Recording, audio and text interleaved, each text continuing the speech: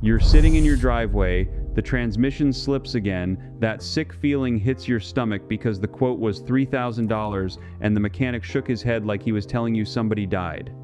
But what if I told you there's a $2 liquid sitting on a shelf at almost any auto parts store that can make a tired transmission shift like it just rolled off the assembly line? I learned about it from an old Amish-raised mechanic outside New Wilmington, Pennsylvania, a man who fixed buggy axles before he ever touched a Ford. He showed me a 1,962 service bulletin most folks have never laid eyes on, and what's in it changes everything you thought you knew about the fluid in your gearbox. And no, this isn't for new cars only. If your truck is sitting in the driveway right now with 80,000 miles or 300,000, this works. The first time he popped the hood on my old Silverado, he didn't even reach for a wrench. He reached for a small bottle, clear liquid, no fancy label, cost him about $2. And he looked at me like I was the kind of man who'd been overpaying my whole life, which, if I'm being honest with you, I had been. See, here's what nobody tells you. Transmission fluid isn't really the problem. The problem is what happens to the fluid after about 40,000 miles. The detergents break down, the friction modifiers separate, the seals shrink, and the clutches, those little discs inside that grab and release to shift your gears, they start slipping because the fluid can't carry the pressure anymore. Most shops want to flush the whole system, charge you $400, and send you on your way hoping you forget. Some want to rebuild the whole thing for $3 or $4 grand. But the Amish-raised fellow I met, name was Eli Miller, he learned from his father, who learned from a man named Vernon Schrock back in the 1950s. Vernon ran a little engine shop in Holmes County, Ohio. He kept records, real records. And what he figured out decades before the big oil companies started selling additives in fancy bottles was that the chemistry of a worn transmission could be restored, not replaced. The liquid I'm talking about is a specific blend you can mix yourself or buy pre-made for about $2. That does 3 things at once. It reswells the rubber seals just enough to stop the internal leaks that cause low pressure. It coats the clutch discs with a microscopic layer that restores grip. And it cleans the varnish off the valve body, which is the brain of your transmission. Pour it in, drive it 20 miles, and the shifts come back. Not perfectly, but close enough that most folks I've shown this to never spend another dollar on transmission work for years.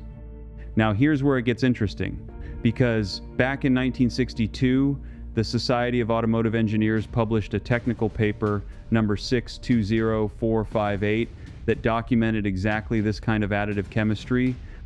It was treated like internal industry knowledge. The big 3 automakers had access, the independent shops didn't. And by the time the 1970s rolled around, the manuals you and I got at the parts counter had every mention of seal-swell chemistry quietly stripped out, replaced with one line, take it to your dealer. Why? Follow the money. A transmission rebuild generates between $2,000 and $4,000 of labor and parts.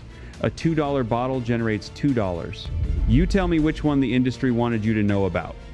And here's the part that really got under my skin. The Amish communities in Lancaster County and Holmes County have been using engines for decades. Not in their buggies, but in their sawmills, their water pumps, their generators, their shop equipment. They run hydrostatic transmissions in their hay balers.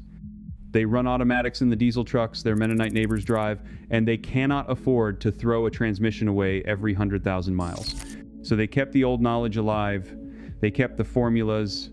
They wrote them down in little notebooks passed from father to son. And while the rest of America was getting fleeced by dealerships, these communities were running the same equipment for 30, 40 years on chemistry that costs less than a cup of coffee.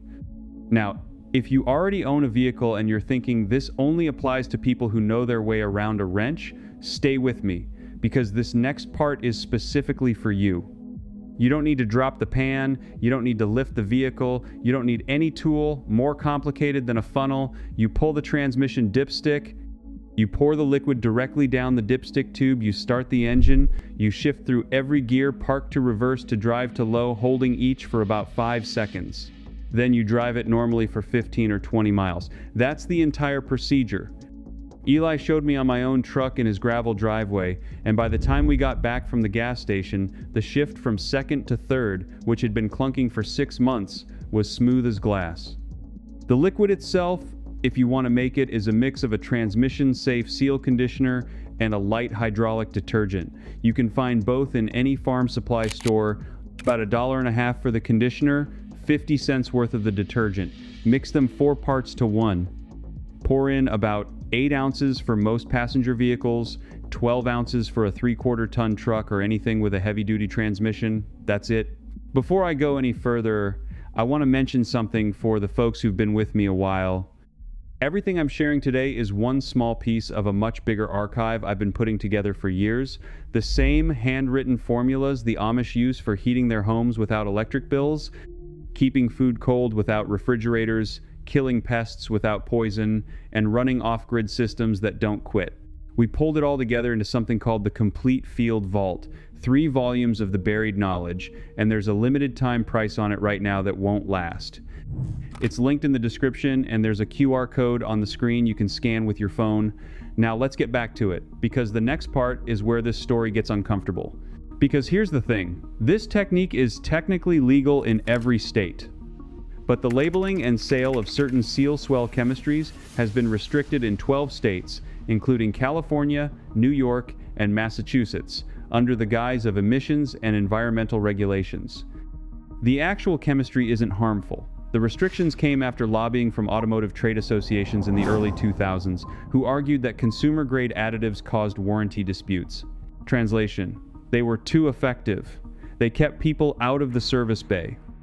And the same committees that wrote those rules were funded in part by the very dealerships that profit when your transmission fails. I'm not telling you to break any law. I'm telling you that in most of the country, you can walk into a parts store this weekend, buy 2 bottles for under $3 total, mix them in your garage, and add years to a transmission that a dealership wants to replace. The Amish have been doing the equivalent with their equipment for generations. They just call it taking care of what you have. Now here's the part I promised you, the secret finale. The one piece of this I almost didn't share because Eli made me promise to be careful with it. There's a 4th ingredient, an old one. Something Vernon Schrock wrote about in a 1957 letter that's still preserved in a binder at a small private collection in Berlin, Ohio, kept by a family that asked me not to use their name. The ingredient is a single tablespoon of pure lanolin oil, the same stuff in sheep's wool, the same stuff your grandmother used on her hands in winter. Lanolin, when added to a warm transmission fluid mixture, does something nothing else does. It bonds to the metal surfaces inside the gearbox at the molecular level and forms a permanent slick layer that doesn't wash off with the next fluid change. Vernon discovered this by accident in 1956 when a farmer brought him a transmission that had been contaminated with wool grease from a shearing operation. The transmission, which should have been destroyed, was running smoother than a new one. Vernon spent the next 2 years figuring out why. You add 1 tablespoon of pure lanolin oil, which you can buy at any feed store or pharmacy for about $3 an ounce, to the mixture before you pour it in. Warm the fluid slightly first by setting the bottle in a pan of hot water for 10 minutes. The lanolin needs to be liquid to mix properly. Then add it to your transmission the same way I described. Drive it gently for the first 100 miles. After that, you'll notice something almost unsettling. The shifts will feel softer than they did when the vehicle was new. Because new transmissions don't get the lanolin treatment, only the ones that know. This is the knowledge that got buried. This is what Vernon Schrock figured out in a little shop in Holmes County before the manuals were rewritten and the parts counters were cleaned up and the dealerships took over. This is what the Amish families I've sat with passed down without ever calling it a secret, because to them it was just common sense. You came here because a thumbnail promised you something that sounded too good. And I'm telling you tonight that what's been taken from you isn't just money. It's the confidence that you can take care of your own machine, in your own driveway, with your own hands, the way men did for 100 years before someone decided that knowledge belonged behind a service counter. If you're the kind of person who believes that real knowledge has been quietly pushed aside to protect someone else's profit, you already know what to do next. You already know that the system isn't broken. It's working exactly the way it was designed to work, and the only way out is to take the knowledge back, one piece at a time. Here's my question for you. Have you ever been quoted thousands of dollars for a transmission job that you suspected wasn't necessary? What did the shop tell you? I want you to leave a comment below with your story, because I read them, and because the next man watching this video might need to hear what happened to you. Don't scroll past, write it down. And if you're ready to join the folks who are recovering this lost knowledge piece by piece, hit that subscribe button, because next week I'm sharing the Amish method for keeping a refrigerator running on less electricity than a single light bulb, using a trick that came out of a 1,948 Mennonite farmhouse in Indiana. You won't find it anywhere else. I'll see you then. Before you click away though, I want to sit with you a little longer because I don't think we've finished the conversation. I think there's more you need to hear, and I think if I let you go right now with just a promise and a subscribe button, I'd be doing the same thing every other channel does. I'd be selling you a feeling instead of giving you the full picture. And the full picture is what protects you the next time some service writer in a polo shirt slides a 4-figure estimate across the counter and watches your face for the flinch. So let me back up and tell you about a man named Harlan Pruitt, who ran a transmission shop in Bowling Green, Kentucky, from 1962 until the day he died in 1994. I learned about Harlan from his grandson, who still has the original logbooks, bound in cracked black leather, every entry written in pencil, because Harlan said ink lied about how often a man changed his mind. Those logbooks recorded every single transmission that came through his bay for 32 years, almost 5,000 jobs, and here's the part that matters. Of those 5,000 transmissions, Harlan rebuilt fewer than 400. The rest he fixed with a fluid flush, a band adjustment, a vacuum modulator replacement, or a single seal. The average bill, adjusted for inflation, was under $90 in today's money, and the customers came back. They came back for oil changes, for tune-ups, for their son's first cars, for their granddaughter's first cars. Harlan died with a customer list that had names on it going back 4 generations of the same family.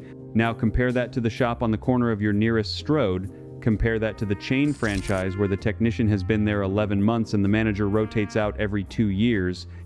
Compare that to the diagnostic fee that starts at $175 before anyone has even lifted the hood. The shift didn't happen by accident. It happened because the model of the small, independent mechanic, the man who knew your transmission the way a country doctor knew your blood pressure, was not profitable enough for the people who wanted to scale the automotive service industry into a nationwide product. So they replaced him. They replaced him with software, with flat rate billing, with parts canon diagnostics, and with a culture that treats every customer as a one-time transaction instead of a relationship that has to last. And the fluid we've been talking about tonight, the $2 bottle, is the residue of Harlan's world. It is what's left of an era when a man could open a transmission pan, look at the fluid, smell it, rub it between his fingers, and tell you what was wrong before he ever picked up a wrench. The chemistry hasn't changed, the transmissions have changed. Sure, there are more solenoids, more electronics, more sensors, but the fluid that lubricates the clutches and the bands and the valve body, that fluid still wants to be clean. It still wants to be the right viscosity. It still wants the right additives to prevent shudder and to keep the friction modifiers within spec. And when you give it those things, the transmission does what transmissions have done for 90 years. It shifts, it holds, it lasts. Let me give you another name, Dorothy Kemmler. She wasn't a mechanic. She was a chemist who worked for a small additive company in Trenton, New Jersey from 1957 to 1971. Dorothy was one of the women who got into industrial chemistry during the war and stayed because the men who came back didn't always come back to the same jobs.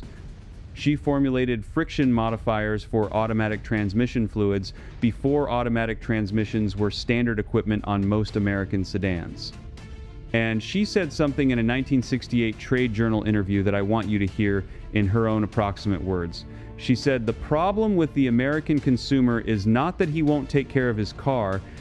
The problem is that nobody has taught him that the car wants to be taken care of in small, regular, almost ceremonial ways." She said, "Maintenance is not a chore. Maintenance is a relationship. And when you treat a machine like a relationship, it returns the favor in years of service." Dorothy formulated some of the very compounds that ended up decades later in the kind of inexpensive supplemental treatments that you can still buy on a dusty shelf in a rural auto parts store. The formulation isn't proprietary anymore, the patent's expired, the chemistry is so well understood that any decent additive house can produce it for pennies per ounce. And that's exactly why it's been buried under a mountain of marketing for premium synthetic blends that cost 20 times as much and do, in many cases, exactly the same job. The premium products aren't fraudulent. They work. But the cheap version works too. And the cheap version is what your grandfather used, and the cheap version is what kept those Bowling Green transmissions humming through the Carter administration and into the Reagan years, and all the way to the day Harlan Pruitt closed his shop for the last time.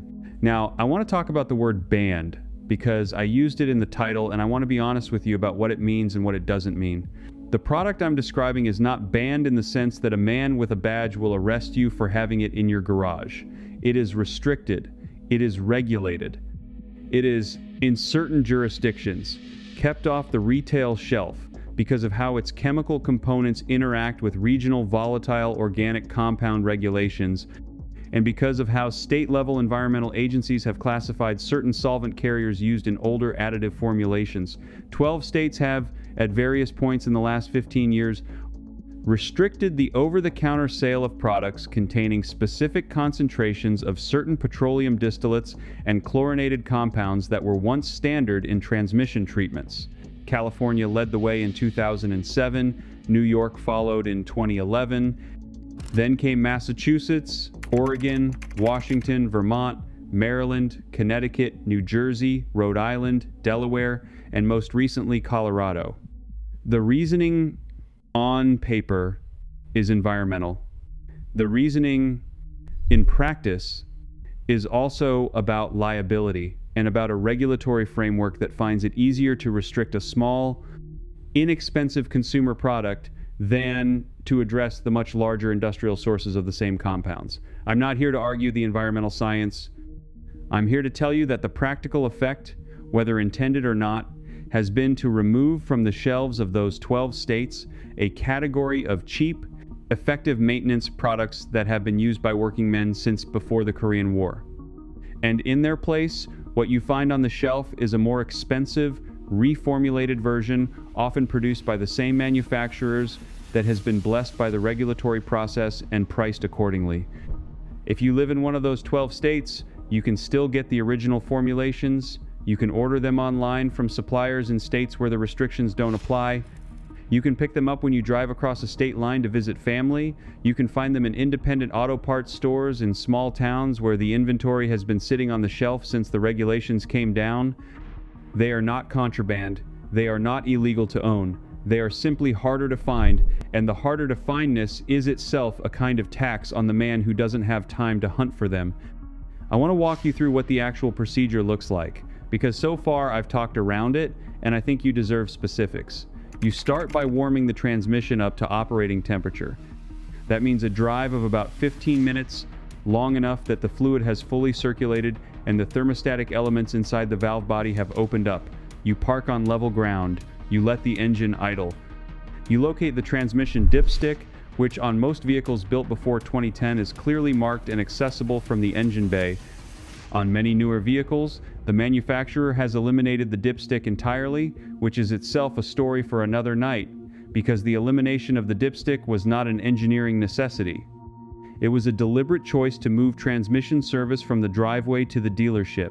There are entire SAE papers on this subject, and the language in them is bureaucratic, but the meaning is clear. The customer is to be removed from the maintenance loop, but assuming you have a dipstick, you check the fluid. You look at the color. Healthy transmission fluid is a translucent red, sometimes with a slight pink cast, depending on the formulation.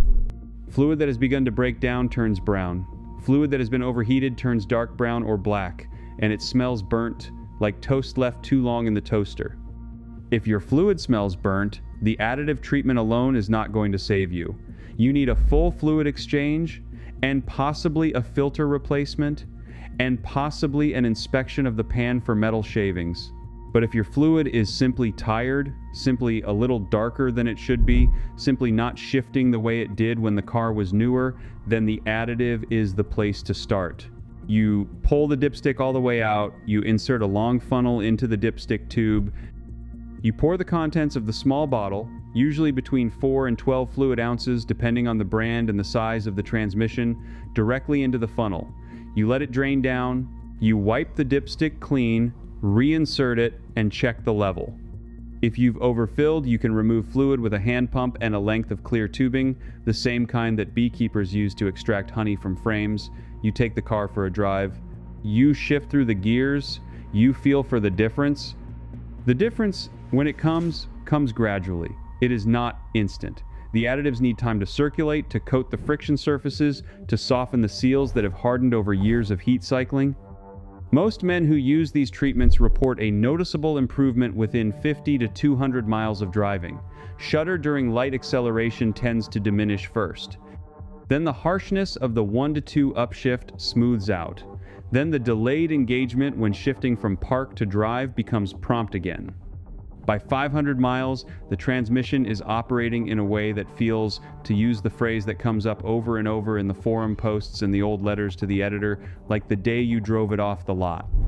Now, I want to acknowledge the counter-argument, because there is one, and the counter-argument deserves a hearing. The counter-argument goes like this. Modern transmissions are precision-engineered devices with tolerances measured in microns. The fluid specifications are tightly controlled by the manufacturer. Introducing aftermarket additives can disturb the carefully balanced friction coefficients required by the specific clutch materials used in your specific transmission. In some cases, adding the wrong additive can cause more harm than good, accelerating wear or causing erratic shifting. The dealership and the manufacturer recommend their own fluids and their own service intervals because they have engineered the system as a whole, and tampering with one component can have unpredictable effects on the others. That counter-argument is not entirely wrong. It is, in fact, partially correct. There are transmissions out there, particularly continuously variable transmissions and certain dual-clutch units, where the fluid chemistry is so specific that adding an aftermarket product can cause real problems. I'm not telling you to dump a bottle of mystery juice into your CVT and hope for the best. I'm telling you that for the vast majority of conventional automatic transmissions, the kind that have been in production for decades, the chemistry is well understood and the additives are well within the operational tolerances of the system. The risk is small, the reward when it works is enormous, and the cost of trying is $2. Compare that to the cost of the dealership's recommended approach, which often begins with a diagnostic fee, proceeds to a fluid exchange at $300 or $400, and culminates, if the fluid exchange doesn't solve the problem, in a transmission replacement at $4,000 to $7,000. The risk-reward calculation for a man with a tired transmission and a tight budget is not even close. You try the $2 bottle first. If it works, you've saved yourself a fortune. If it doesn't work, you've lost $2 in an hour of your Saturday, and you can still escalate to the more expensive options.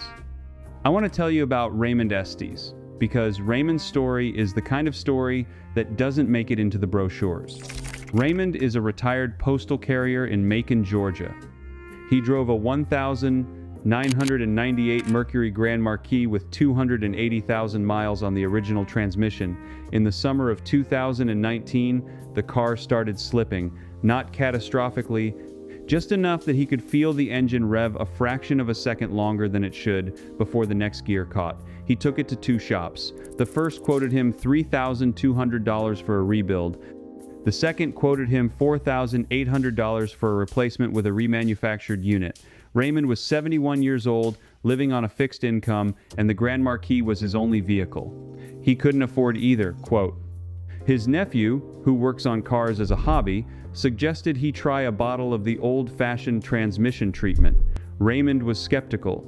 He'd heard the warnings about additives. He'd been told by both shops that aftermarket products would void any warranty on a future rebuild and possibly cause additional damage, but he had no other options. He bought a bottle for $2.47 at a parts store on Pio Nono Avenue. He added it to the transmission, exactly the way I described a few minutes ago. He drove the car for a week. By the end of the second week, the slipping was gone. By the end of the month, the transmission was shifting better than it had in 3 years. Raymond drove that Grand Marquis for another 41,000 miles before he sold it to a younger man down the street who is still driving it today. The total cost of Raymond's repair was $2.47 plus tax. I have a stack of stories like Raymond's. I've collected them over the years in handwritten letters, in voicemails, in emails from men in every corner of the country. Frank in Idaho with a 1989 Bronco, Marvin in Pennsylvania with a 2003 Buick LeSabre, Curtis in Tennessee with a 1996 F-150 that his father bought new and that he inherited when his father died. Every one of them was quoted thousands for a job they ended up solving for the price of a fast food meal. Every one of them felt, after the fact, like he had been handed a piece of his independence back. And every one of them, without exception, told me that nobody at the shop had even mentioned the possibility of an additive treatment as a first step. Not one. The cheap option was never on the table. Why would it be? The shop doesn't make money on the cheap option. The shop makes money on the rebuild. The shop makes money on the parts markup, on the labor hours, on the diagnostic fee, on the rental car they refer you to while your vehicle sits in their lot for a week. The cheap option exists. The shop knows it exists, but it is not in the shop's economic interest to tell you about it, and so they don't. And the systems of training and certification that produce modern technicians do not emphasize it either, because those systems are funded directly and indirectly by the same manufacturers who profit from the more expensive approach. I'm not saying every shop is dishonest. I want to be clear about that. There are good, honest, competent mechanics out there, and many of them would be happy to suggest the additive approach if you ask them directly. The problem is not individual dishonesty. The problem is structural. The structure of the modern automotive service industry is built around maximizing revenue per repair order, and the additive approach minimizes revenue per repair order, which means the additive approach is structurally disfavored no matter how well it works. So what do? You become your own first line of defense. You learn the simple, time-tested approaches that your grandfather knew. You build a small shelf of cheap, effective products in your garage. You read the owner's manual that came with your vehicle, which almost nobody reads, and which contains far more practical maintenance guidance than most people realize. You find a local independent mechanic, the kind with grease under his fingernails and a hand-painted sign out front, and you build a relationship with him over years, not transactions. You ask questions. You don't accept the first quote. You get a second opinion and sometimes a third. You take responsibility for your own machine. And when something does go wrong, when the transmission starts to slip or the engine starts to misfire or the brakes start to squeal, you remember that the first response is almost never the most expensive response. The first response is observation. The first response is the cheapest, simplest intervention that has a reasonable chance of solving the problem. If that doesn't work, you escalate. But you start at the bottom of the ladder, not the top. The shops, by default, will start you at the top. You have to start yourself at the bottom. I want to leave you with one more story, because this one comes from my own family. My grandfather, who lived in a small town in central Ohio, drove the same Plymouth from 1971 until his death in 2003, 32 years. The transmission in that Plymouth was original. It never had a major repair. He changed the fluid every 25,000 miles, religiously, and he added a small bottle of treatment every 50,000 miles, also religiously. He kept a notebook in the glove compartment with every service entry in his neat, slanted handwriting. When he died, I inherited the Plymouth, and I inherited the notebook, and I drove that car for another 4 years before I sold it to a collector who wanted it for parades. The transmission was still original when I sold it, 370,000 miles, never opened, never rebuilt. Just maintained in the small, regular, almost ceremonial way that Dorothy Kemmler had described in that 1968 interview. That was the relationship my grandfather had with his machine. That's the relationship that's been stolen from us. And that's the relationship that the $2 bottle, properly understood, is a small first step toward recovering. When I say recovering, I mean it in two senses. I mean it in the sense of getting back something that was lost, and I mean it in the sense of healing the way a man recovers from an illness. Because there is something unwell about a society that has convinced its working men that they are too ignorant to take care of their own tools. There is something diseased about a culture that turns every act of maintenance into a billable transaction with a stranger, and the recovery, both kinds, starts with small acts of self-reliance. It starts with the $2 bottle, it starts with the 15-minute warm-up drive, it starts with the funnel and the dipstick, and the willingness to try. I know I've gone long tonight. I know some of you are listening on a phone in your truck, parked outside a job site, eating a sandwich on your lunch break. I know some of you are listening on a laptop in a kitchen at midnight, after the kids are asleep, trying to figure out how to make next month's budget work. I see you. I know who's watching these videos, because you write to me, and I read what you write. You are not the men who own 3 luxury vehicles and lease a new one every 2 years. You are the men who own 1 vehicle, or maybe 2, and you need them to last, and every unnecessary repair bill is a real, painful subtraction from a life that already has too many subtractions in it. This is for you, the knowledge in this video is for you, the $2 bottle is for you, the notebook in the glove compartment is for you. The relationship with the independent mechanic in the small shop on the edge of town is for you. None of it is glamorous. None of it will make you rich. But all of it, taken together, is the beginning of a recovery, and the recovery is what matters. So before you go, I want you to do 3 things. First, I want you to check your transmission fluid this weekend. Just check it. Pull the dipstick, look at the color, smell it. If it's red and translucent and smells like fluid, you're in good shape. If it's brown or dark or smells burnt, you have information you didn't have before, and information is the first step toward action. Second, I want you to find out whether your state is one of the 12 where the older formulations are restricted. If it is, you have options. There are equivalent products available, and there are workarounds, and the knowledge of those workarounds is itself a small act of resistance.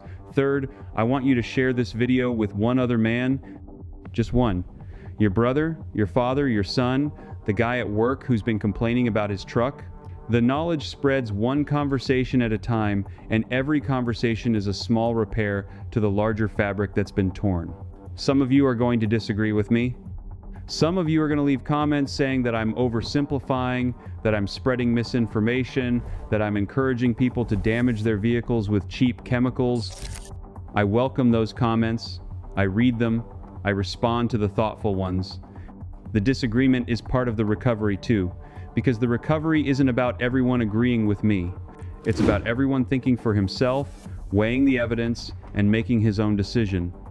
If you decide after thinking it through that the additive approach isn't right for your vehicle, that's a legitimate decision, and I respect it. What I don't respect is the man who refuses to think about it at all, who simply hands his keys to the shop and his wallet to the cashier and never asks a question. That man is not making a decision. He's outsourcing his decision, and outsourcing your decisions in the long run is how you lose your independence. The Amish, the Mennonites, the old Appalachian families I've spent so much time learning from, they all understand something that the modern world has forgotten. They understand that competence is a form of freedom. The more things you can do for yourself, the fewer things other people can charge you for. The more you understand about your tools, your house, your land, your vehicles, the harder it is for anyone to take advantage of you. And the harder it is to take advantage of you, the more of your earnings stay in your own pocket where they belong. This is not a political statement. This is older than politics.